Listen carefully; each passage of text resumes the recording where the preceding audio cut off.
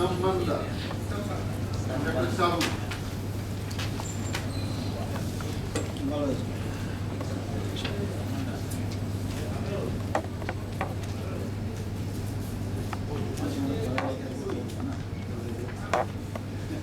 Good afternoon, respected chairperson and delegates, respected medical director, all my teachers and dear colleagues. Today I am presenting an interesting case of hematuria with epistaxis.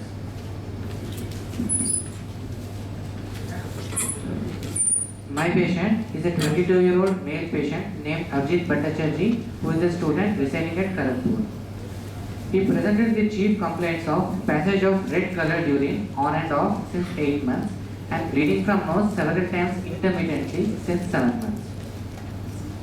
Coming to the history of present illness, the patient has passage of red colored urine on and off since 8 months, not associated with burning micturition, not associated with dysuria, frothy urination or increased frequency of urination, history of bleeding from nose for 7 months intermittently, and he had history of fever, intermittent moderate grade, not associated with chills and dryness for 4 to 5 days.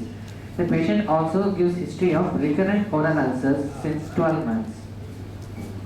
Coming to past history of the patient, the significant points were there was history of hemoptysis 2 episodes 1.5 years back, and there was a history of 2 episodes of melena and hematemesis 1 year back. Coming to the history of present illness, there was no history of abdominal pain, joint pain, backache, rash, urticaria, no history of weight loss or weight gain, no history of palpitations, swelling of feet or chest pain, no history of shortness of breath, paroxysmal nocturnal dyspnea or orthopnea, no history of trauma, no history of similar episode in the past. The patient is not a known case of diabetes, hypertension. He has no history of pulmonary coughs in the past. The patient is a non-smoker, non-alcoholic, diet is mixed and the bowel habits are normal. Coming to family history, his father was a patient of diabetes, hypertension and ischemic heart disease. He died at the age of 43 years due to a cardiac cause. There is no history of diabetes, hypertension, tuberculosis or ischemic heart disease in the mother. There are no similar complaints in any other family member. Coming to drug history, for the above symptoms, the patient was treated with steroids for 1 month. The symptoms subsided and the steroids were discontinued outside. The patient was on symptomatic treatment for other ailments. Coming to general examination, the patient was conscious, alert and cooperative, averagely built and nourished, no pallor, icterus or cyanosis, GVP was not raised, there was no clubbing, chylomicria, lymphadenopathy or edema. Coming to the general examination, pulse was 90 per minute, regular, normal volume, character, all peripheral pulses were felt normally. The patient was found to be hypertensive, the blood pressure was 156 by 90 millimeters of mercury in right arm supine position. Respiratory rate was 16 per minute, abdominal thoracic, regular, skin, hair and nails were found to be normal, thyroid was found to be normal, there was no swelling, and there were no purpura, ecchymosis, petechiae or rash. Coming to examination of the gastrointestinal system, the upper GI examination revealed multiple oral ulcers present over the palate, inner side of the lips and tongue. There was no oral thrush.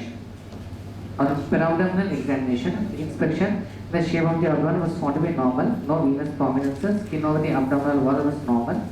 Palpation, the abdomen was soft, not tender, temperature was not raised, there was no hepatosplenomegaly, kidneys not palatable. On percussion, there was no shifting dullness or fluid trail. On auscultation, bilateral vesicular breath sounds were heard. On auscultation, normal peristaltic sounds were heard. This is a picture of the oral ulcers present on the inner side of the upper lip of the patient.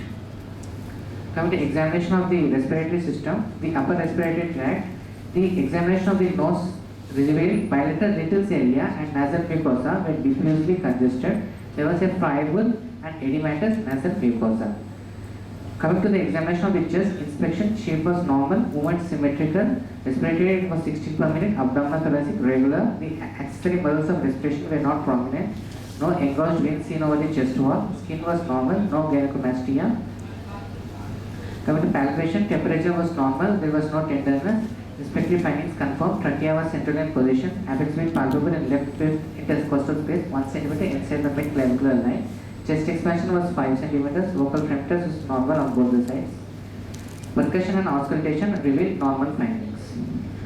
The cardiovascular system examination revealed no abnormal findings. The examination of the central nervous system was normal. So to summarize my case, my patient was a 22-year-old male patient presented with history of hematuria, intermittent epistaxis of 7 to 8 months duration associated with intermittent fever and recurrent oral ulcers with past history of hemoptysis.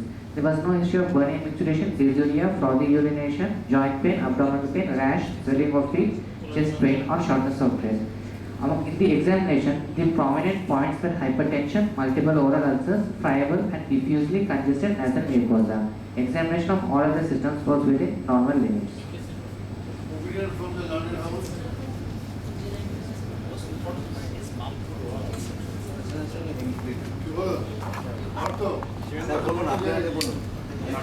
lot of clues are here in patient. Clinically, lot of clues.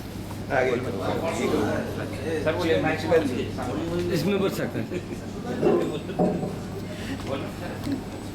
No, I think yes, there is ulcers and bleeding manifestation.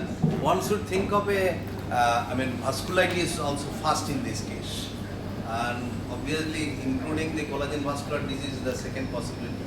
So these are the two things. And rarely angiomatous malformation involving the nasal mucosa, oral mucosa, or the respiratory mucosa may be a cause of this. But that cannot explain this. That is unlikely to cause two things. One is ulceration and hypertension. So you That will is consider where the hypertension and bleeding from the mandible sides. So vasculitis should be our first possibility, and then I think CVD then should be Sure. another. No, I think the ulcers painful or painless? Were the ulcers painful or painless? Answer was From the ulcers? answer was painful. Painful. So with painful ulcers, vasculitis is yes as possibility, because we know that usually there are painless ulcers, but painful ulcers can also occur in SLE, because the etiopathogenesis of oral ulcers in SLE, in oral mouth, is a superficial vasculitis. Okay. If it is deep enough to involve the submucosa, then we can get painful ulcers. Okay, continue. One thing I would like to mention, if at all it's a case of SLE, I don't know, but it is very unlikely for a male SLE, as we all know that male SLE tends to be very aggressive in course. Male SLE to have such a long duration of history. very rarely we can. I think this is an interesting problem, but if you look at the localization of the organ involved, obviously renal involvement is there, there is no doubt. And then nasal mucosa, epistaxis and lung on. So obviously it's a multi-system problem, and vasculitis has been given. Whether it's a primary vasculitis or secondary vasculitis after SLE. I was only thinking of facets-like presentation. Facets will have multiple ulcerations, but that will be also genital ulceration. But the patient will not cause hypertension. Who is hypertension? So I think vasculitis, either primary or secondary, some sort of disease. Okay, carry on. Thank you, sir.